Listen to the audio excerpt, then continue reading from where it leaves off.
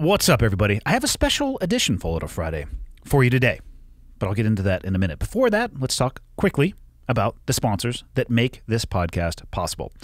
Today's Full Auto Friday is brought to you by Benchmade Knives. They are headquartered in Oregon City, which is actually a really cool place. I've been there and seen their facility. It was awesome. And they had been manufacturing high-quality cutlery for over 30 years. If you want to do the math, they were established in 1987. They take great pride in the fact that they manufacture an heirloom product that has the potential of being passed down from generation to generation with proper use and care.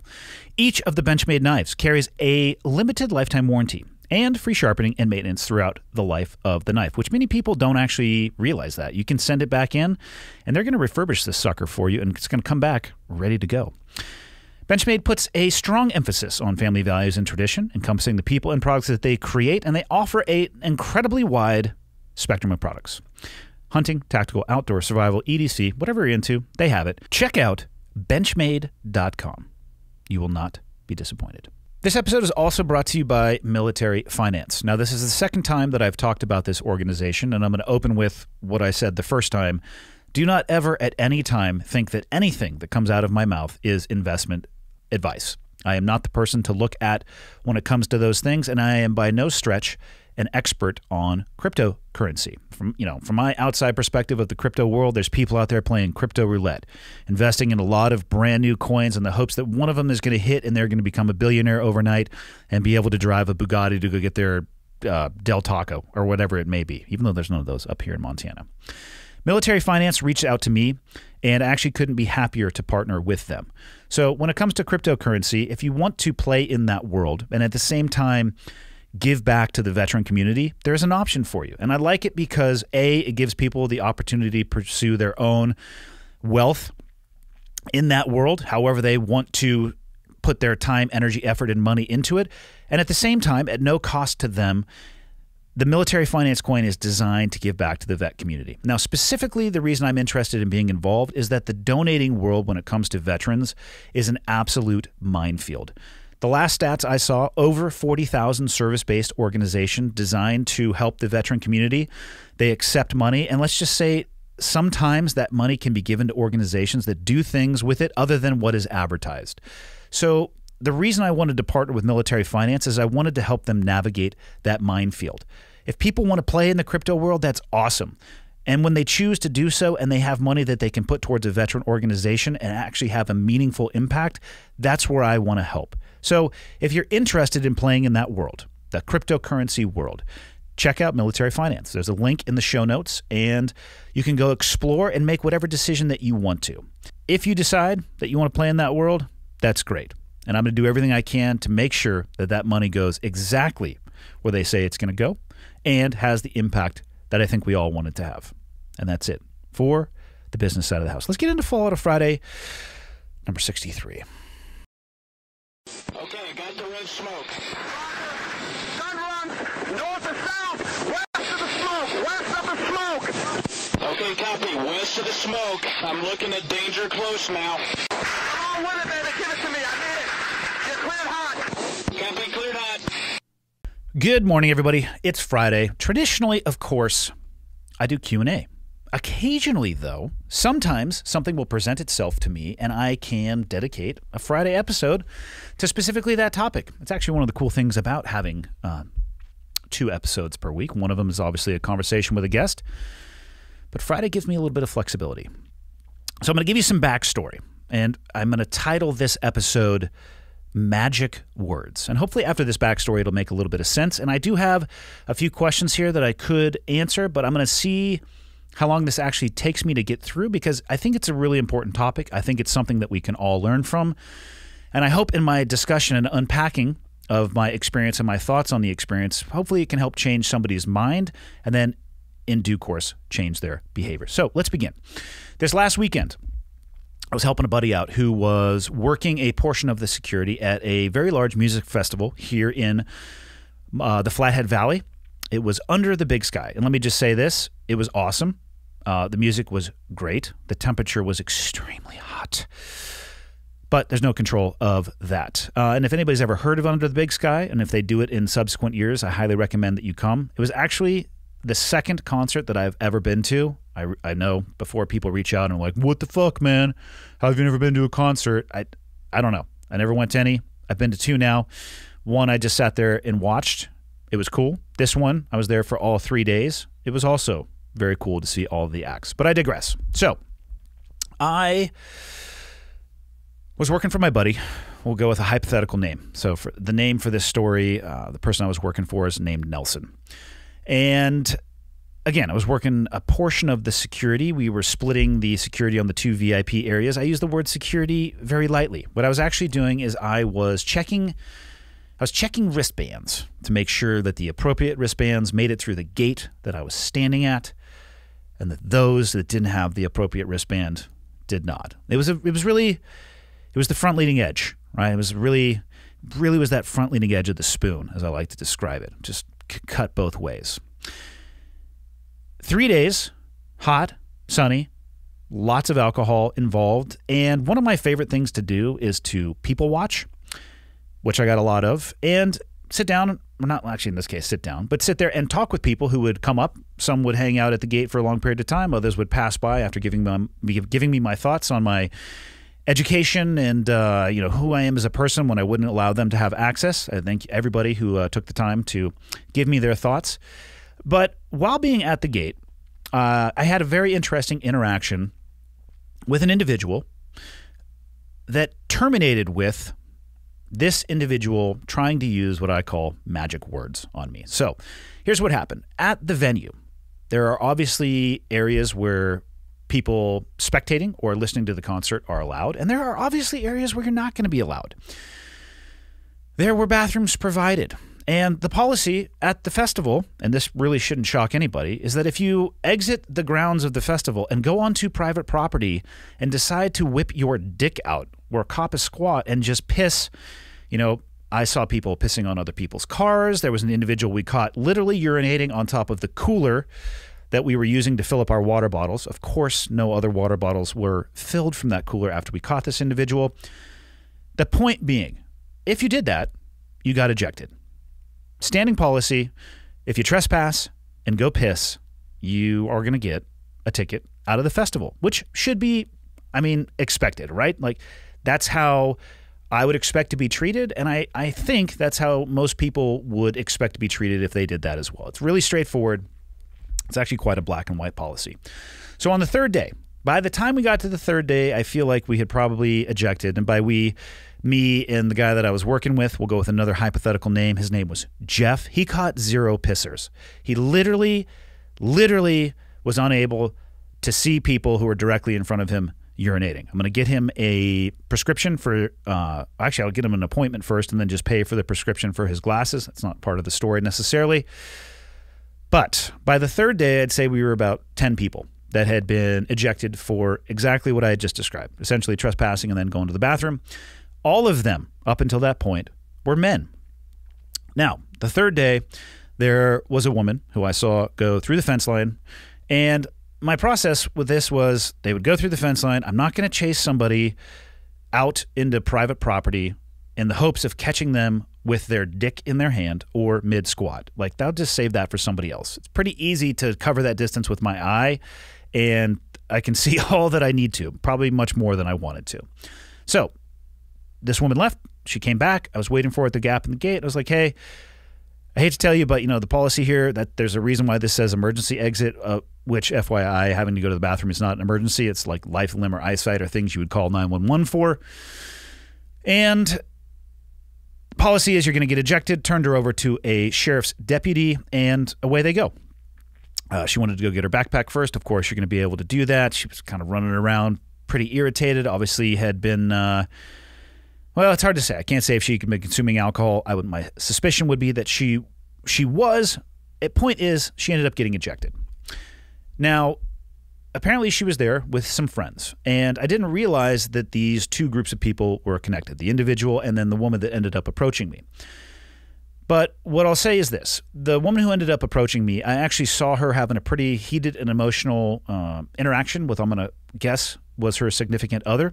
And oftentimes, I don't, when it comes to the whole, being at an area with that many people, it's not about actually watching individuals. What catches my attention is mechanics, or the body mechanics or behavior, rapid moving of hands back and forth that stands out around the abnormal behavior. That's actually the kind of stuff that I'm looking for when I'm in environments like that. So it happened to catch my eye. Very heated argument, terminated in her in tears and stomping away. And then she eventually came back and was with this woman who actually went out of the gates. And I say that because I realize that this person was probably in an emotionally compromised state. I had watched them already have an argument. And so when she approached me to come talk to me, I recognized her and I realized, like, okay, this might be likely very emotional. So I'm going to let her get it out. And then, maybe we can talk about what it is she had to say. So she came up to me, she put her finger in my face and she said, I just want you to know that you are a misogynist. And this is how I land on the subject for today, which is, like I said, magic words. I'm going to say that this woman was she was in her 20s, probably closer to 20 than she was to 30. And I think that's important because it seems like, at least for the past few years, people of that age have been growing up in an environment where they think that if you say certain words, and I think all of you listening to this podcast right now know what words I'm talking about. Some very common ones would be racism, sexism, bigotry, maybe even misogyny. They feel like the person saying that it's either going to shut you down, it's going to shut you up, or it's going to compel some type of action where it's just this meat cleaver coming down and there's no recovery from it. They label you with that, or they say it to you, and you're supposed to just take it and immediately change your behavior. And the reality is, for everybody listening, that there are no magic words.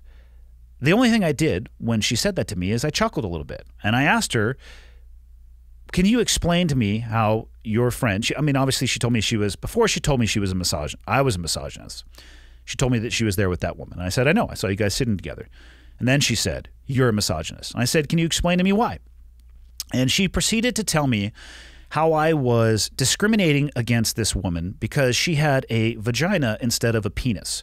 And if it was a man who had gone outside of the gate, it would have been quicker and easier for a man to do so, and that I likely had let men do that. And it was only because it was a woman and it took her longer that I chose to single her out and eject her from the concert. Now, let's talk about this in the bigger picture. Like I said, I knew she was coming up in an emotional state, so I didn't really feel like having a conversation about how she's making this snapshot decision based only on the one interaction that she had seen. Had she seen the other men getting ejected? Absolutely not. And if she had seen it in the totality, perhaps she would have had a different impression. And I just said, you know what? It's not actually a matter of it being a man or a woman. What it really is a matter of trespassing and urinating on private property and coming back in. I really don't care if it's a man or a woman, because what I caught out of the corner of my eye was the person going outside of the gate. And I saw the individual going outside of the gate and then determined it was a woman based off of their behavior. I didn't make a decision as to whether or not they were going to get ejected, whether or not it was a man or a woman. It was purely based off of their behavior. And I explained that to her. And then it degraded into, well, then you're just a piece of shit, which is oftentimes what happens when you challenge somebody who really hasn't put that much thought into their beliefs or their argument, right? It's an intellectually weak position to come up to somebody and just say, hey, you know what? You're a misogynist because of one thing that I have seen, and I'm just going to go ahead and blanketly label you as that in the hopes that it has some magic power or spell over you. And oftentimes what I find is when you push back on people who have an intellectually weak understanding of their own beliefs or what it is that they're saying, it changes into, instead of an argument about an idea, it becomes a description or an attack on an individual, which is known as an ad hominem attack. And I'm not trying to insult anybody's intelligence by explaining that. I didn't know what that meant for a long time, and I would hear the term ad hominem attack. And so I needed to figure out what it meant. And that's exactly what happened with the interaction I had with this young woman. It went from, this is what I think of you, and when I pushed back on what she thought of me and why and what misogyny actually is and what misogyny is actually not, it became, well, I don't want to talk about that anymore. Let's talk about how you are a piece of shit. Which, here's the deal. I will have a conversation with anybody. I actually ended up having about a 4 or 5 minute interaction with this woman where we kind of went back and forth. And if you come at me with an intellectually weak idea, obviously I make a living, I guess, to a degree, having conversations and talking back and forth. So I'm totally willing to engage. But if you come at me with a very weak intellectual position and then you want to attack who I am as a person, I'm going to start your face intellectually. I'm going to go back and forth with you with your ideas, and I'm going to shoot down all of the bullshit that you come at me with. And then when you get to a place where you're just going to tell me that I should go fuck myself, I'm going to say, you know what, I hope that you have a nice day. Because what I'm actually talking about is a victim mentality. That is when I see people who rely on these magic words, and whatever it may be, systematic racism, misogyny, sexism, racism in general. Let me be very clear. Those things, they all exist. I absolutely know, understand, and believe that those things exist. But if you try to apply those words to everything, then they have no meaning whatsoever. If everything to you looks like misogyny because you are either tooled or trained or not fucking smart enough to realize that if you are always looking for something, you're going to find it regardless of whether or not it's true or not. If you would try to apply it across everything, it actually means nothing. You're actually undermining something that should be incredibly powerful and incredibly impactful. You're diluting it to the point where nobody cares. If words are going to have meaning, they need to be applied correctly to things that they actually describe or to things that are actually real. If you don't do that, you are literally degrading the foundation on which you are trying to build on top of. And I'm sorry, from my personal perspective, the people that I see doing that the most are living their life with a victim mentality. They are completely and utterly focused on the obstacles that are what they perceive to be presented in front of them. It is an external locus of control. These people, and not everybody, but I'm talking about the people that I see using these magic words the most, seem to believe that they have no control over anything and that the world is pitted against them. And what they want to do is point out obstacle after obstacle after obstacle. They are obstacle focused. And if they happen to get around an obstacle, all they can do is point out the next one.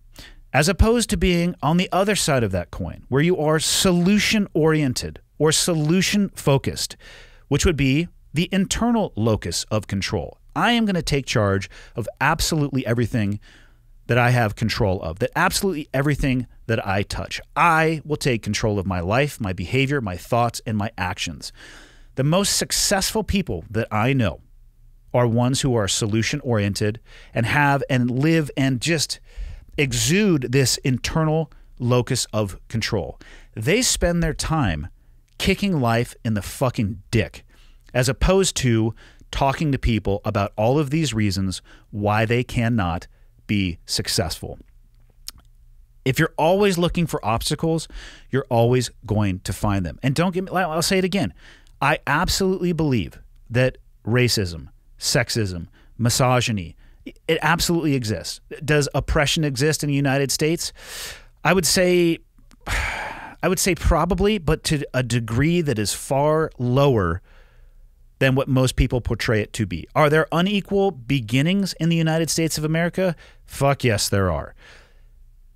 But you know what? There's also amazing success stories from beginnings that a lot of people would describe as suboptimal. And I would recommend going back and listening to two podcasts specifically that stick out in my mind. One of them is Remy Adelecki, and the other one is Suresh Madhavan. Go back and listen to those episodes and listen to those two individuals in their own voice, in their own words, talking about what they have accomplished and what they had to do to go through those things.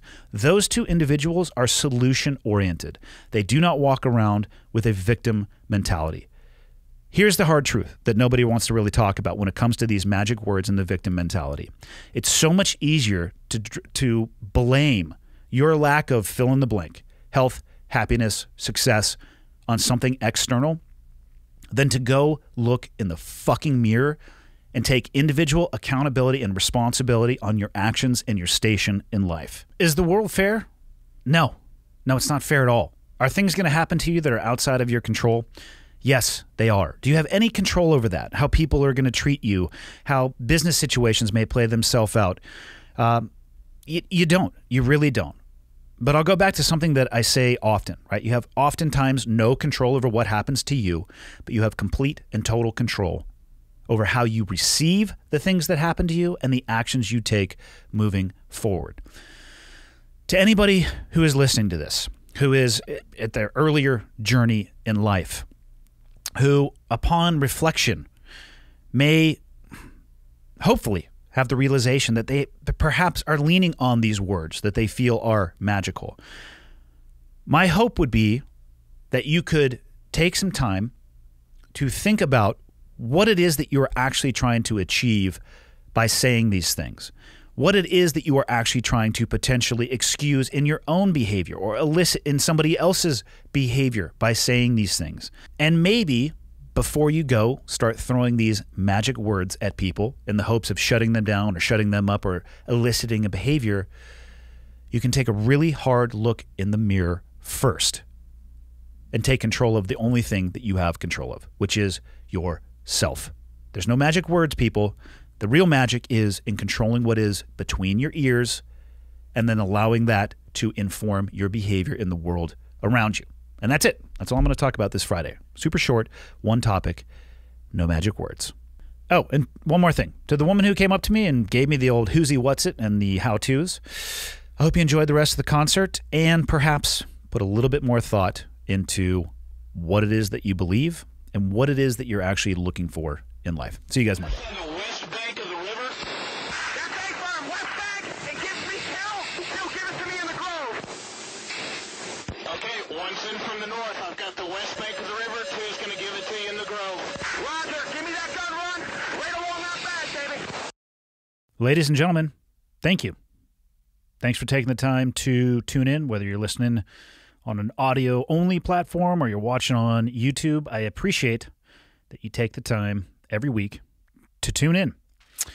People ask me a lot, what can they do to help me spread the word? And the answer is actually embedded in the question. The biggest thing you guys can do to help me if you enjoy the podcast and you think it would be helpful to others is subscribe and share it with other people. And if you have the time, go on to Apple Podcasts and leave me a rating and a review. If you think the podcast sucks, tell me it sucks and leave a 0-star review or the lowest stars possible. If you have a question, comment, or suggestion, you can go to clearedhotpodcast.com and there is a contact me button right there, which will land in my inbox. And the last thing, if people are interested in helping out, what you can do is fly the old flag. And by that, I don't mean an actual flag because I don't have any of those. I'm talking about t-shirts or sweatshirts or hats, whatever it may be. Again, clearedhotpodcast.com. Click on the shop tab, and hopefully something in there looks like it would be an item you would like to wear around town. And then you can tell people what it is when they ask you. But that is it. The biggest thing I can say is thank you. I truly appreciate it. And until next time, see you.